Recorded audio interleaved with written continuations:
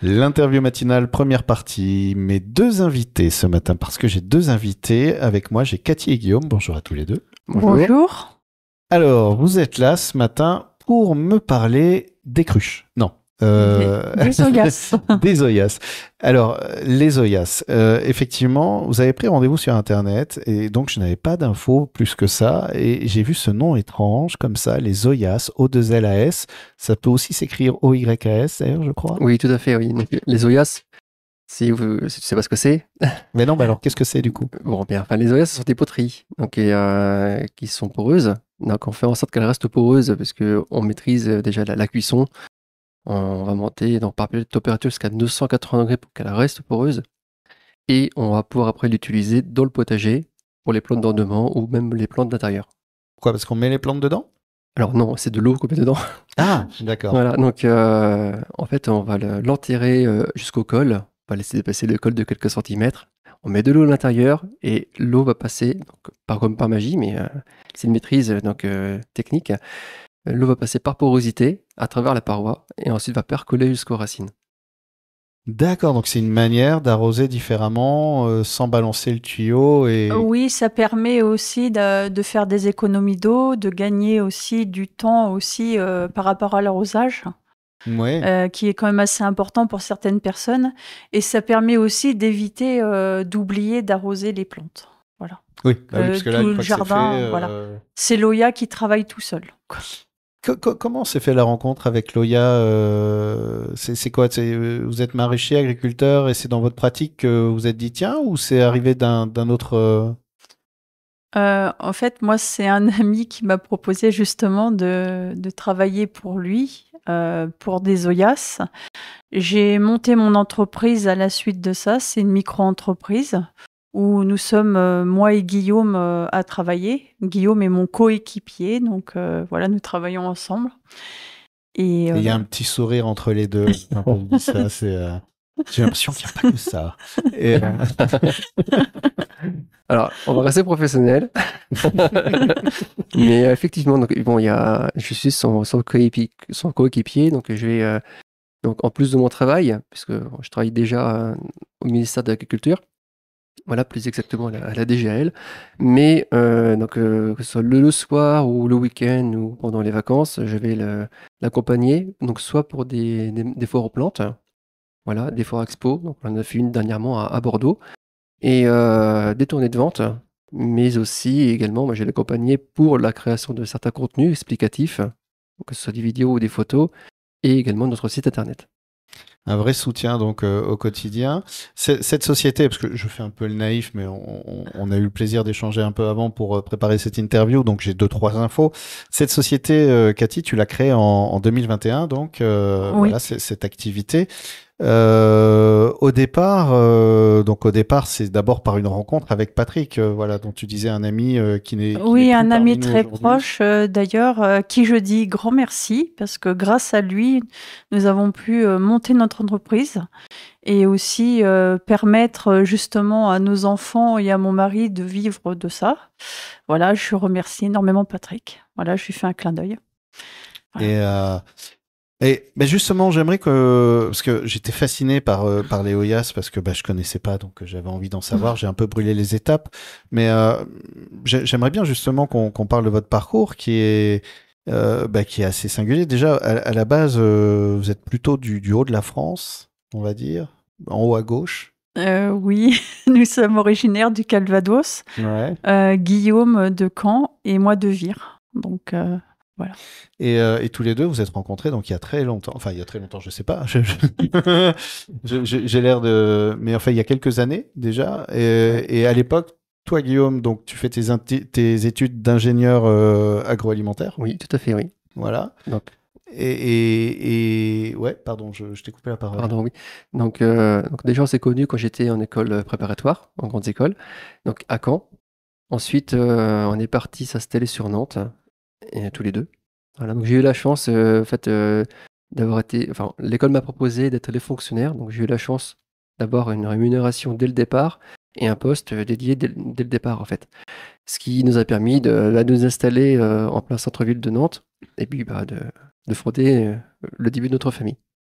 Et donc voilà, toi Cathy, pendant ce temps tu bosses, t'as pas mal de boulot en intérim. Oui, beaucoup de travail en intérim et aussi un emploi où j'ai été embauchée quand j'étais en Ariège, à Biomérieux. D'ailleurs, j'en profite pour faire un clin d'œil à Biomérieux.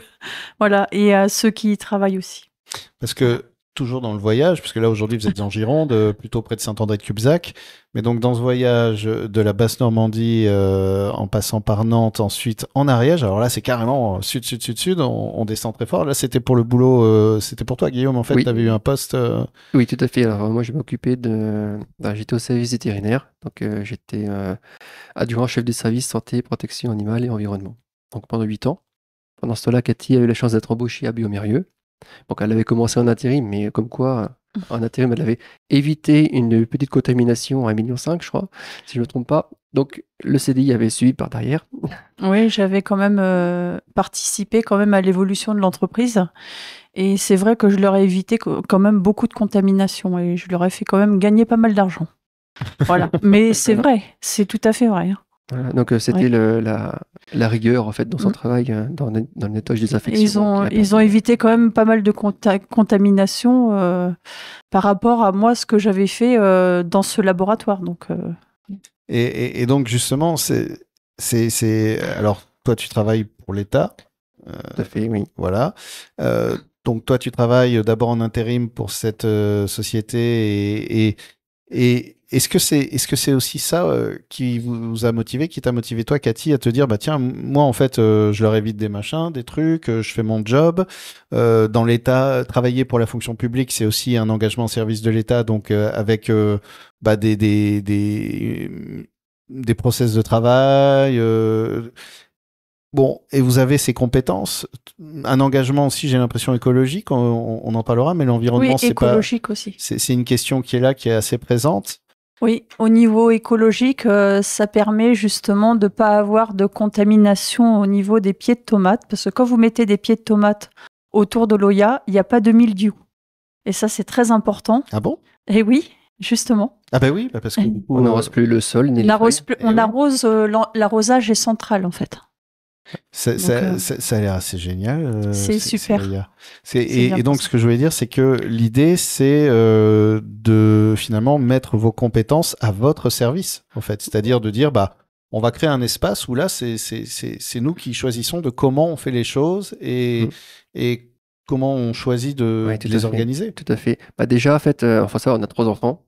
Et donc, on éduque nos enfants à ramasser les déchets dans la nature, à l'écologie, voilà, à prendre attention vraiment aux autres et à l'environnement. Donc, ça fait partie de nos valeurs. Voilà. Et également, effectivement, à mon travail, j'ai eu l'opportunité de développer un peu plus de compétences vers l'environnement, en plus de la santé et de la protection animale, donc le bien-être animal. Donc, j'en ai vu des vertes et des pas mûres à certains moments. Oui, ça doit pas être facile. Il y a des moments où c'est pas facile. Ouais. Bon, maintenant, je suis sur. C'était en Ariège. Maintenant, après, j'ai évolué depuis. Mais voilà, donc j'ai quand même vu des choses. Donc là, j'ai fait 3 ans après de l'École d'Armor. C'est là où j'ai été repéré par le ministère de l'Agriculture. Et maintenant, en fait, c'est un peu particulier. Je m'occupe de protéger le consommateur contre la salmonelle. C'est un peu plus particulier. Mais il y a à faire de la réglementation également. Mais voilà, donc mon objectif dans mon travail au ministère de l'Agriculture, c'est protéger le consommateur. L'objectif aussi dans notre micro-entreprise, c'est protéger l'environnement et avoir aussi du conseil vers les personnes. Il y en a qui orienter les personnes aussi sur les choix d'OIAS aussi, c'est très important ça aussi. Oui, être aussi dans un lien plus direct avec, on va dire, les consommateurs, c'est-à-dire pas être juste... l'idée, c'est pas d'être une grande société qui va... c'est de bien conseiller. Voilà, normaliser tout ça et puis à distance faire des choses un peu de manière industrielle. C'est de rester dans un lien, un contact. On va en parler parce qu'on arrive déjà à la fin de la première partie. On va parler justement de comment cette société, comment cette activité vous la faites vivre au quotidien dans le rapport à l'autre. Et dans le respect de votre engagement et de vos valeurs. Et puis on parlera un peu plus des OIAS, déjà pour qui ça se destine, pour qui peut, est-ce que c'est moi j'ai un potager, je peux aussi passer là-dessus, ou c'est plutôt réservé à des surfaces un peu plus importantes. Tout ça, vous aurez les réponses dans la deuxième partie. L'interview matinale, la suite, toujours avec mes deux invités, Cathy et Guillaume, pour découvrir, enfin c'est une découverte pour moi, ce système d'irrigation, en fait, d'arrosage sans arroser. L'EOIAS, c'est-à-dire un système de Et autonome. de poterie, voilà, autonome. En gros, on enterre au pied de la plante une poterie. Oui, c'est ça, oui. On met de l'eau dedans, on ferme le couvercle. On ferme le couvercle, surtout bien le fermer. Ouais, bah oui, pour éviter les contaminations. Voilà, et puis éviter aussi les insectes, les moustiques, oui, tout ça. oui. Et après, on est tranquille, par exemple, avec 1,5 litre, ça dure... 1,5 litre, ça va pas durer très longtemps, ça fait 3-4 jours à peu près. D'accord. Et vous avez un petit peu plus grand, c'est 3-4 litres, où ce sera 5 à 6 jours. C'est quoi les origines? Parce que j'imagine que terre cuite, tout ça, je me dis, ça doit faire quelque temps que ça existe, ces Oyas. Oui. Alors on n'était pas nés, mais on a piqué les deux aux Romains. Voilà, donc, c'est les Romains plutôt qu'il y a 3 à 4 000 ans. En fait, on va dire globalement sur le pourtour méditerranéen, l'Afrique, l'Amérique latine aussi, parce que quand il y a des bonnes idées, c'est pas. Généralement, elles émergent un peu partout. Voilà, tout à fait. Ça a juste été amélioré, parce qu'auparavant, bien sûr, il n'y avait pas d'électricité, donc c'était au four à bois. Donc la cuisson était moins. Il n'y avait pas de courbe de température. Il faut arriver à 980 degrés, donc il faut bien maîtriser la courbe de température et avoir une bonne répartition donc homogène de la chaleur. Voilà, pour pas avoir des œufs trop cuites qui ne seront pas assez poreuses et pas des œufs pas assez cuites qui seront trop poreuses. Voilà, ça permet de standardiser. Juste au milieu, en fait. Donc ça fait 3-4 000 ans que le système existe, effectivement, et qui permettait déjà de diminuer la charge de travail quand on veut irriguer, en fait, des plantations, des cultures. Aussi, c'était des régions où on manquait peut-être d'eau. Ouais. Voilà, donc il y avait Ils avaient besoin de beaucoup d'eau, aussi. Voilà. Et il y en a aussi qui ont, alors, quand tu es même un peu plus loin, en fait, qui ont fabriqué donc, le même système avec une double paroi, du sable à l'intérieur, un peu d'eau pour faire le frigo du désert. Bon, on n'est pas dans un désert, donc on la propose pas. Donc nous, c'est plutôt les Oyas. Donc pour, effectivement, comme disait Cathy, eh bien, arroser. Donc on va pas arroser une seule plante avec une Oya. D'accord. Ce que tu disais, effectivement, c'était plusieurs. Voilà, au pied d'une plante, non. On va mettre une Oya, celle qui fait 6 litres, arrose sur 90 cm de diamètre. D'accord. Voilà, donc on a une zone humide de 90 cm. Autour, par exemple, si je mets des salades, comme des petites racines dans la zone humide, je vais mettre 6-8 pieds de salade autour de l'Oya. Et après, un petit peu plus loin, dans la zone sèche, je peux mettre par exemple des pieds de tomates qui ont des plus grandes racines qui vont chercher l'Oya vers la zone humide. Et à préciser, la 6-7 litres, ça dure au moins une semaine en irrigation. Ça, c'est très intéressant. Et parce que le système, c'est ça en fait, c'est que la terre est poreuse. Oui. Et donc en fait, l'eau passe du contenant au sol petit à petit. En fait, mais c'est une terre spéciale. En fait, du coup, on peut faire ça. C'est la plante qui va prendre ce qu'elle a besoin. D'accord. Elle c'est elle qui va décider. Elle va dire j'ai besoin de tant d'eau, je vais prendre tant d'eau. Voilà, c'est sans plus ni trop. C'est régulé. Effectivement, comme dit Cathy. Oui. Donc l'eau va sortir de l'Oya par porosité et ensuite va percoler dans la terre. Et donc, quand la terre sera humide autour de l'Oya, l'eau va s'auto-réguler entre l'eau qui est à l'intérieur et l'eau qui est à l'extérieur, enfin l'humidité, parce que c'est que de l'humidité. Si on a un équilibre hydrique, on aura moins d'eau à sortir de l'Oya. Et comme tu le disais, effectivement, c'est une bonne remarque, c'est pas n'importe quelle terre, c'est de l'argile. Ah oui. Voilà. Donc, en général, c'est plutôt de l'argile qui est spécifique. Si on utilise de l'argile chamotée, on va avoir plus de porosité et on va avoir la bonne courbe de température pour cette argile-là et avoir la bonne porosité au final. D'accord, oui, donc il y a quand même un savoir-faire, ça se sort pas du chapeau. Non, il y a un savoir-faire derrière, c'est sûr. Et alors, toi, c'était avec donc un ami potier qui t'avait proposé justement de fabriquer les Oyas et qui n'est plus là aujourd'hui. Et donc ces Oyas que vous proposez à la vente, d'où est-ce qu'elles arrivent ?